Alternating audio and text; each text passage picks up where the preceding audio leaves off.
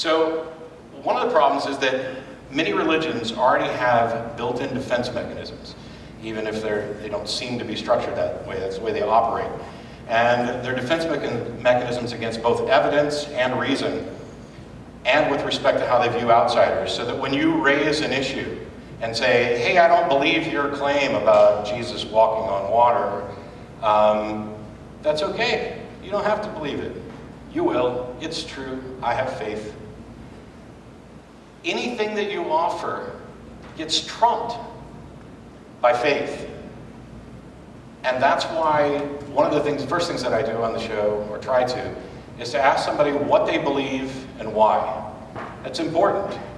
Actually, I care more about why they believe it than what they believe. I mean, it's a curiosity to me that some people believe something, but the why is what's important, because the why is the only thing that's going to convince me to believe what they believe. If you just believe something because other people believed it, we'll still all be religious. That's the way religions propagate by and large, is kids are raised to believe what mom and dad believed because they believe it. People are raised to agree with the general views within their society, which is why if you're born in the United States, you're more likely to be Christian than Muslim. It's straightforward, we all know that. So we begin somewhat handicapped, though, by a public perception that isn't actually accurate. I can't see the slides, they're not on mine. Yep, haha. We've made attempts to solve this public perception, and we've been kind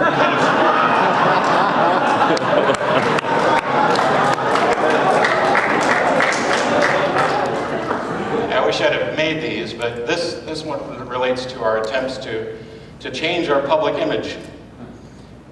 And as soon as the rest of the billboard makes it in, of course, there's no sale. So what you say, and see, I can't see this. Oh yeah, that one. That's a good one. Yeah, that's what happens when you try to say something that you don't think is going to be offensive at all. Even the most inoffensive messages, or seemingly inoffensive messages, are going to offend somebody.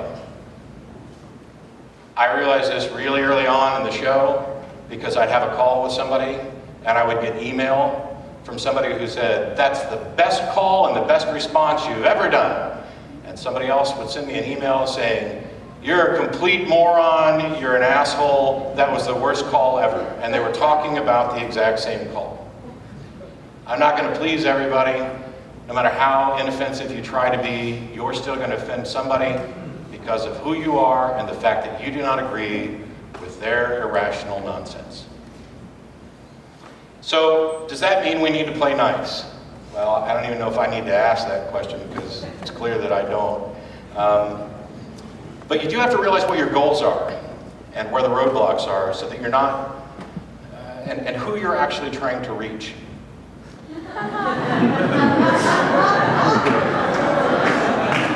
This is how many people view arguments about religion. And I look at that picture and at first I have the same reaction that you do. It's funny. Then it's a little insightful and a little bit accurate. You've got a child arguing with a jackass. I mean, it's like Sunday afternoon. And that's where most people leave it. I'm a bit weird in that I tend to overthink things. And I don't think it's possible to overthink, but I use that word because it's what most people would call it. So when I look at that picture, I'm reminded that somebody had to take that picture. Somebody was observing this interaction between the child and the jackass, and everybody who was shown that picture afterwards has seen this. That's huge. We can giggle about it and, oh yeah, it was a dumb argument. But everybody remembered that argument. Everybody remembered that conversation. Everybody took a little piece of something out of it. You'll remember this kid arguing with the jackass because I'm going to talk about it for 3 or 4 minutes.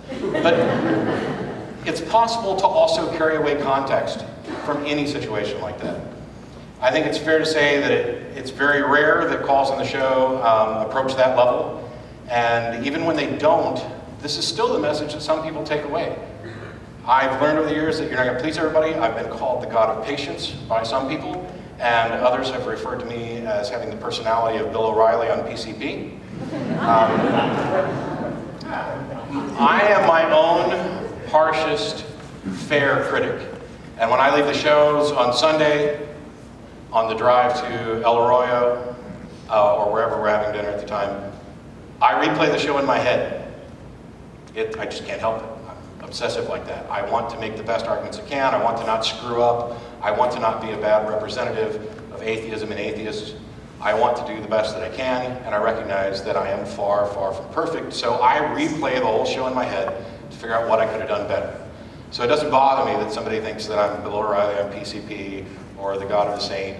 My opinion is the primary one, and as long as I'm getting feedback that goes both ways, I'm probably okay. As soon as all of the feedback is negative or positive, then I probably have to change something. But I've noticed that I'll get comments and email that praise, the same call for two different reasons. And the other thing that happens is people will email. I get life stories, coming out stories, lots and lots of advice. I think I'm kind of becoming the Ann Landers of the atheist community, but I enjoy it. It's a need that needs to be fulfilled. I don't want to be glib about that, because there are a lot of people that are alone, and I'll talk a little bit about that. But one thing is, I'll have somebody email me and they'll say, "Oh, I love you guys' show. I agree with you on almost absolutely everything except this." And what this is their own little personal bit of irrationality that they think I'm wrong about. Maybe I am. But they don't offer evidence for it. It's just their treasured belief, their gree-gree, that they hang on to. And I get this all the time, and it's about everything. It doesn't matter whether it's, related to the historicity of Jesus or 9/11 conspiracy or the zeitgeist crap or whatever. I agree with you, but, you're like so brilliant, except. And we do that. I'm not making fun of those people. We do that all the time. We have a bias to see things in a way that best supports what we already believe. Because change isn't something that people really want to do. It's not necessarily fun. So I'm keenly interested in this disparity, but I don't let it hold me back. I do my best to argue honestly and fairly, and I think people tend to get about as good as they give on the show. But if you're going to get into actually debating and discussing things with theists, you have to prepare for some frustration. This is a rage face that some folks on Reddit made. This is my face when I believe Ray Comfort said, "Well, whatever, it doesn't matter." I can't remember exactly what he said, but pick one. There have been a lot of discussions about style and tactics in these, how do you debate with a Christian, and am I doing it right on this particular episode? And one of the questions that comes up quite often is it okay to interrupt somebody? Or should you just sit there and wait till they're finished? If you go back and watch the early shows, I tried desperately to let them finish. They don't finish! They don't finish! And they go from one thing to another, to another, to another. It's even got a name, it's the Gish Gallop. Because Dwayne Gish, the creationist crazy guy, will do that. It's almost impossible to debate. I mean, that's why we have structured debates where you actually force them to stop at a certain time.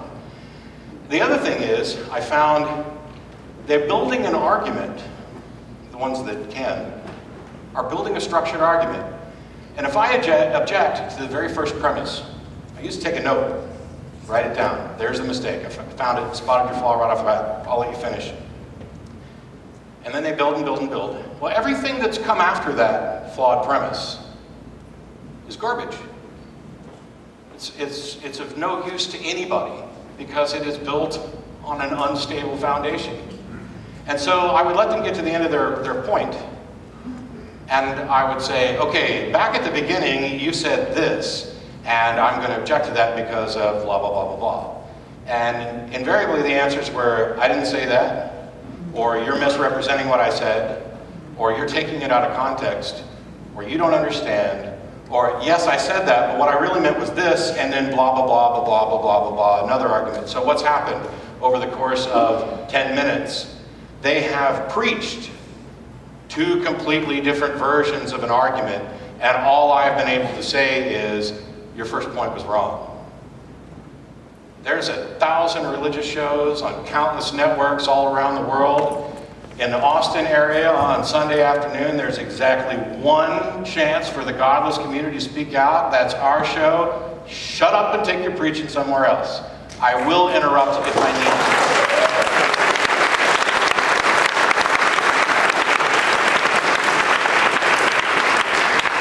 I'm not doing it just to be rude. I'm not doing it just to be offensive. I'm doing it because it needs to be done, because we got limited time and you're clearly not interested in an honest discussion.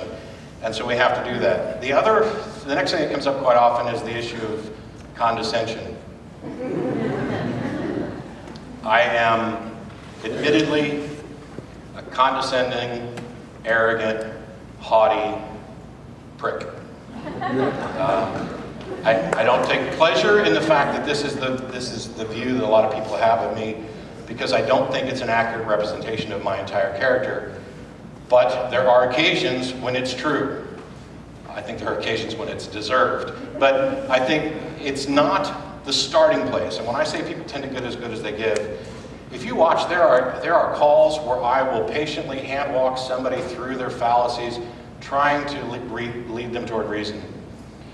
And there are other calls where somebody will say something that is so utterly outrageous or offensive or ridiculous as a starting premise to their argument that there's simply no point in trying to have a conversation with them. I still try, but after 6 years or so, I can recognize who's calling to hear themselves talk, who's calling to do right by Jesus, and who's actually calling to have a discussion. If you're calling to have a discussion, I'm your man. I let Matt Slick go on for 45 minutes or so. I did a whole show with Ray Comfort. Those guys were, by and large, while they were on the show, perfectly fine. They were frustrating as hell, and there's plenty of things to complain about, but they actually let the conversation progress somewhat. There are calls from people I don't know, who none of you would know, who have called in, who've taken 15 or 20 minutes, and I didn't get complaints about it. There are other calls where somebody went on minutes, and it was like, why didn't you hang up on that guy? You got to kind of recognize what's going on. And I realize people are sitting here going, why is he giving us tips on how to do our own show? Are we starting this network today? Maybe. Maybe so. Ask lots and lots and lots of questions. People are much more receptive when you're directing things at them. The Socratic method is probably the greatest tool that we've ever come up with for having somebody teach themselves. That's why if you go to YouTube, which I should have had Justin do, but if you go to YouTube and look up Atheist Experience Best Caller Ever, it's this guy who answers all of his own questions. All we did was ask a couple questions. Why is it you guys don't believe in God? Well, we haven't seen any evidence for it. Do you believe in Santa Claus? No. Why not? And he answered, there's no credible evidence for it. Woo! Best caller ever. We're done. Move on. There's the other callers that I'm sure some of you have seen where it's just beyond words. Not every believer, not every Christian, not every Muslim is an idiot. They're just not. I didn't get more intelligent when I gave up my religious beliefs. I gave up my religious beliefs because I became more knowledgeable.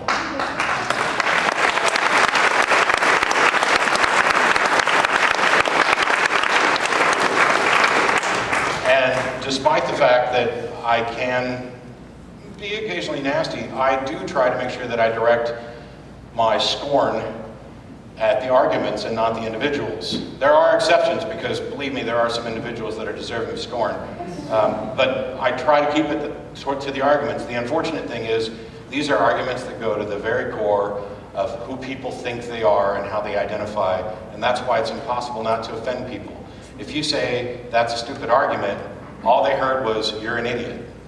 I realize that, and I have said that's a stupid argument many times. I've said you're an idiot many times, but and I don't, like I said at the beginning, I don't always get it right, and I won't pretend to. If anything, I'm up here as an example of the things you might want to do and the things you definitely don't want to do. Here, learn from my failures.